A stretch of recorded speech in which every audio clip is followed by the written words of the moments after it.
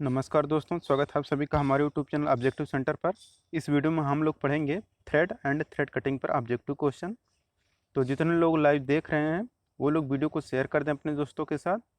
चलिए हम लोग शुरू करते हैं। पहला क्वेश्चन है, एकमी चूड़ी का एंगल कितना होता है? ऑप्शन है 45 डिग्री, 29 डिग्री, 30 डिग्री, 55 डिग्री। तो देखिए, जो एकमी थ्रेड होता है इसका जो एंगल होता है यह हमारा होता है 29 डिग्री। तो यहाँ पे हमारा बी आंसर करेक्ट हो जाएगा। 29 डिग्री होता है एकमी थ्रेड का जो एंगल होता है। तो देखिए, एकमी थ्रेड चूड़ी देखने में स्क्वायर थ्रेड की तरह होती है। यह चूड़ी थ्रेड वर्ग चूड़ी से ज़्यादा मजबूत होती है। इसका सन्निहित एंगल 29 डिग्री होता है। इन चूड़ियों का प्रयोग चाल और शक्ति संचालन यानी कि पावर ट्रांसमिशन के लिए किया जाता है। दूसरा क्वेश्चन है कि स्क्वायर थ्रेड का एंगल कितना होता है? तो देखिए, जो स्क्वायर थ्रेड रहता है इसका जो एंगल होता है स्क्वायर थ्रेड का होता है वह हमारा 90 डिग्री होता है। तो स्क्वायर थ्रेड की जो साइडें होती हैं समकोण पर 90 डिग्री पर होती हैं, मतलब इस तरह से होता है 90 डिग्री पे। इनके बीच का जो एंगल होता है यह 90 डिग्री होता है। तो अतः इसका जो एंगल होता है 90 डिग्री होता है। इस चूड़ी की गहराई, चौड़ाई, क्रेस्ट व रूट क्या होते हैं, सब एक समान बराबर होते हैं। ये चूड़ियाँ वी चूड़ी की अपेक्षा अधिक मजबूत होती हैं। मतलब इसमें देखिए, लंबाई, ऊंचाई, चौड़ाई, मोटाई जो कुछ भी रहता है यह सब क्या होता है, सब बराबर होता है। ऐसे वर्गाकार चूड़ियाँ रहती हैं ना, फिर ये ऊपर उठेगा, ऐसे रहता है।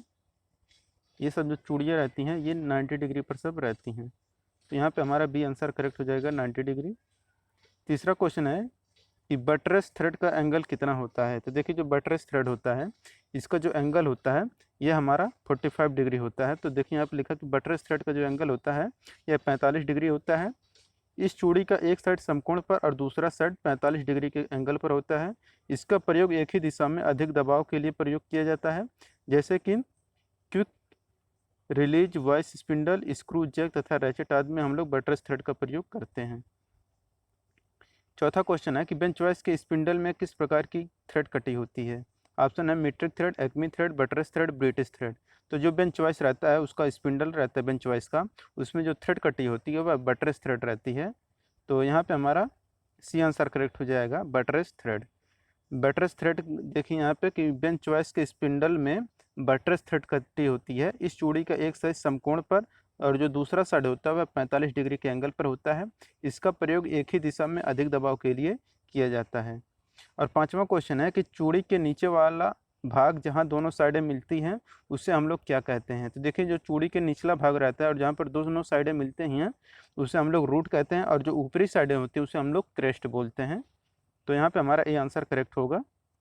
तो देखिए, यहाँ पे वही चीज़ लिखा है कि चूड़ी के नीचे वाला भाग जहाँ पर दोनों साइडें आपस में मिलती हैं वह हमारा रूट कहलाता है। छठा क्वेश्चन है कि चूड़ी के ऊपर वाले भाग को जहाँ साइडें मिलती हैं वह क्या कहलाता है? तो अभी हम आपको बताए हैं कि जो चूड़ी का निचला भाग रहता है वह हमारा रूट कहलाता है, लेकिन जो चूड़ी का ऊपरा वाला भाग रहता है, ऊपरा वाला भाग हमारा क्रेस्ट कहलाता है। तो यहाँ पे हमारा बी आंसर करेक्ट हो जाएगा, 6 का बी। तो आपको पता होगा कि जो ऊपरी चूड़ी का ऊपरा वाला भाग कहेगा तो वो हमारा क्रेस्ट होगा, और जो निचला भाग अगर कह देता तो ये हमारा रूट हो जाता। देखो, तो यहाँ पे देखिए लिखा है कि चूड़ी के ऊपर वाले भाग को जहाँ पर साइडें मिलती हैं वह क्रेस्ट कहलाता है। बोल्ट अथवा नट द्वारा एक चक्कर में तय की गई दूरी को हम लोग लीड कहते हैं। सातवां क्वेश्चन है यहाँ पे कि वर्ग चूड़ी की गहराई कितनी होती है? ऑप्शन है P/2, P/3, P/4, P/5। तो देखिए, जो वर्ग चूड़ी की जो डेप्थ होती है यह हमारा होता है P/2 होता है।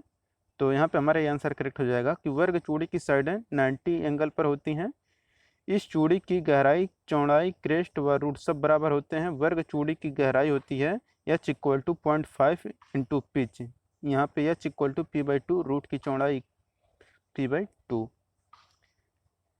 लेथ मशीन के लीड स्क्रू में कौन सा चूड़ी प्रयोग होता है? ऑप्शन है square thread, acme thread, buttress thread, worm thread.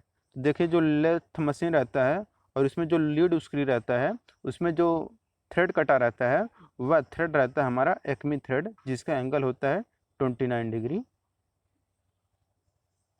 तो यहाँ पे वही चीज़ लिखा है कि लेथ मशीन के लीड स्क्रू में एक्मी थ्रेड कटी होती है। एक्मी थ्रेड का सन्निहित एंगल जो होता है यह हमारा 29 डिग्री होता है। एक्मी थ्रेड वर्ग चूड़ी से ज़्यादा मजबूत होती है। एकमी चूड़ी का प्रयोग चाल और शक्ति संचालन यानी पावर ट्रांसमिशन के लिए किया जाता है। ब्राउन एवं शार्प थ्रेड की आकृति कैसी होती है? तो देखिए जो ब्राउन एवं शार्प थ्रेड की आकृति कैसी होती है, ऑप्शन है वी प्रकार का, एक तरफ झुकी हुई, वर्गाकार, नकल चूड़ी प्रकार। तो देखिए जो ब्राउन एंड शार्प थ्रेड रहती है, जो इसकी आकृति रहती है वह आकृति वर्ग के आकार का रहता है। तो यहाँ पे वही चीज़ लिखा है कि ब्राउन एवं शार्प चूड़ी की आकृति वर्ग प्रकार का होता है। ब्राउन एवं शार्प थ्रेड का प्रयोग हम लोग गियर चलन में करते हैं। 10वां क्वेश्चन है कि बटरेस चूड़ी का प्रयोग के लिए किया जाता है।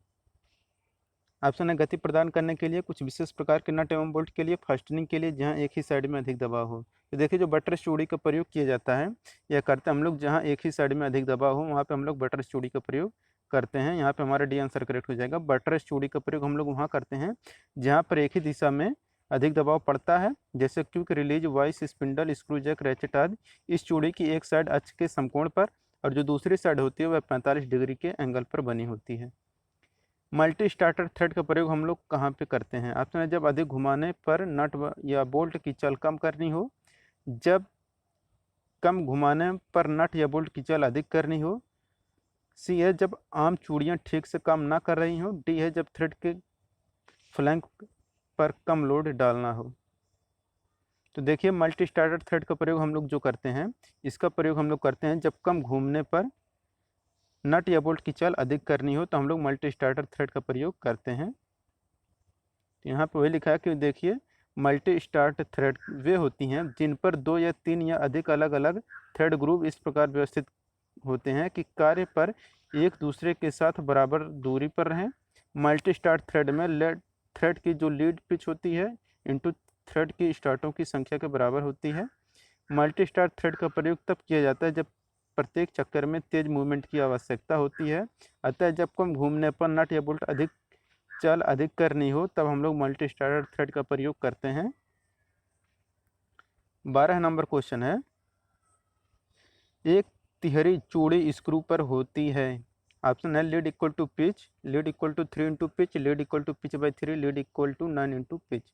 देखिए जो ट्रिपल थ्रेड स्क्रू रहता है, इसमें जो होता है वो हमारा रहता है कि lead equal to 3 into pitch. अगर यही रहता है हमारा डबल थ्रेड स्क्रू रहता है तो यहाँ पे 2 इंटू पिच हो जाता, और सिंगल रहता है तो लीड इक्वल टू पिच के बराबर होता है। यहाँ पे वही चीज़ लिखा है कि एकल जो सिंगल थ्रेड स्क्रू पर क्या होता है कि लीड इक्वल टू पिच के बराबर होता है, और जो डबल थ्रेड रहता है उस पर स्क्रू पर क्या होता है कि लीड जो होता है 2 इंटू पिच के बराबर होता है, और जो तिहरी कड़ी रहती है या चूड़ी रहती है वो यानी कि ट्रिपल थ्रेड स्क्रू पर क्या होता है कि जो लीड रहता है या 3 इंटू पिच के बराबर होता है।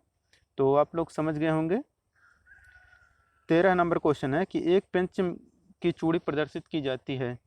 ऑप्शन है दीर्घ व्यास गुणे पिच से, लघु व्यास गुणे पिच से, दीर्घ व्यास गुणे लंबाई से, मध्य व्यास गुणे पिच से। तो एक पेंच की जो चूड़ी प्रदर्शित की जाती है यह दीर्घ व्यास गुणे पिच से यानी कि मेजर डाया इंटू पिच से किया जाता है। तो यहाँ पे हमारा ये आंसर करेक्ट होगा। तो एक पेंच की चूड़ी दीर्घ व्यास इंटू पिच यानी कि मेजर डायमीटर इंटू पिच द्वारा प्रदर्शित की जाती है। जैसे कि M10 इंटू 1.25 में दीर्घ व्यास 10 mm है और जो पिच है ये हमारा 1.25 है। यानी कि यहाँ पे अगर ऐसे इस तरह से लिखा है कि M10 क्रॉस 1.25 है तो इसमें जो 10 रहता है ये हमारा व्यास को बताता है 10 वाला, और जो 1.25 रहता है ये हमारा पिच को बताता है। BSW का सन्निहित एंगल कितना होता है? ऑप्शन है 55 डिग्री, 45 डिग्री, 60 डिग्री, 29 डिग्री। तो जो BSW रहता है यानी कि ब्रिटिश स्टैंडर्ड विटवर्थ थ्रेड का जो एंगल होता है यह हमारा होता है 55 डिग्री। तो यहाँ पे हमारा ये आंसर करेक्ट हो जाएगा कि ब्रिटिश स्टैंडर्ड विटवर्थ थ्रेड प्रायः सभी कार्यों के लिए प्रयोग की जाती है। इस चूड़ी का जो सन्निहित एंगल होता है यह हमारा 55 डिग्री होता है, और इसके रूट और क्रेस्ट गोल होते हैं। MM में क्या होता है तो देखिए यहाँ पे आपको बहुत याद रखना है सब कुछ। यहाँ पे जो एक्मी थ्रेड का जो एंगल होता है ये हमारा 29 डिग्री होता है, बट्रेस थ्रेड का होता है 45 डिग्री, और जो स्क्वायर है तो हमारा 90 डिग्री, और जो ट्रेपोजाइडल रहता है हमारा 30 डिग्री होता है, और जो BSW यानी कि ब्रिटिश स्टैंडर्ड विथवर्थ रहता है ये हमारा होता है 55 डिग्री। तो आपको समझ में आ गया होगा कि एक में थ्रेड जो रहता है 29 डिग्री, बटरेस 45 डिग्री, वर्गाकार 90 डिग्री, समलंबाकार 30 डिग्री और जो BSW रहता है हमारा 55 डिग्री होता है। 15 नंबर क्वेश्चन है कि एक बोल्ट के M24/2 का असर क्या है। तो देखिए M24/2 का असर क्या है कि जो 24 रहता है यह बोल्ट का नॉमिनल डायमीटर रहता है और जो 2 रहता है ये हमारा पिच रहता है। यहाँ पे ऐसा ऑप्शन नंबर भी दिख रहा है कि बोल्ट का नॉमिनल व्यास हमारा 24 है और जो पिच है हमारा 2 mm है। तो यहाँ पे हमारा सी आंसर करेक्ट हो जाएगा। यहाँ पे वही लिखा है कि एक बोल्ट में M24/2 का असर है कि बोल्ट का जो नॉमिनल डायमीटर है वो 24 mm है और जो पिच है हमारा 2 mm है। 16 नंबर क्वेश्चन है कि एक स्क्रू की विशेषता किसके द्वारा दी जाती है। ऑप्शन है मेजर डायमीटर से, माइनर डायमीटर से, पिच डायमीटर से, पिच से। तो जो एक स्क्रू की विशेषता होती है यह जो दिया जाता है यह मेजर डायमीटर से दिया जाता है। तो यहाँ पे हमारा ए आंसर करेक्ट हो जाएगा, मेजर डायमीटर। तो एक स्क्रू की विशेषता मेजर डायमीटर के द्वारा दी जाती है। मेजर व्यास को स्क्रू बोल्ट में बाहरी व्यास भी कहते हैं। चूड़ी के सबसे छोटे व्यास को हम लोग माइनर डायमीटर कहते हैं। जो चूड़ी का सबसे छोटा व्यास रहता है उसे हम लोग माइनर यानी कि लघु व्यास कहते हैं और जो बड़ा रहता है उसे हम लोग मेजर यानी कि बड़ा व्यास कहते हैं। तो दोस्तों अगर वीडियो पसंद आए वीडियो को लाइक कर दीजिए। अगर आप हमारे चैनल पर नए तो चैनल को सब्सक्राइब कर लीजिए। जो लोग वीडियो को शेयर नहीं किए उन लोग वीडियो को शेयर कर दें। मिलते हैं नेक्स्ट वीडियो के साथ। Thank you.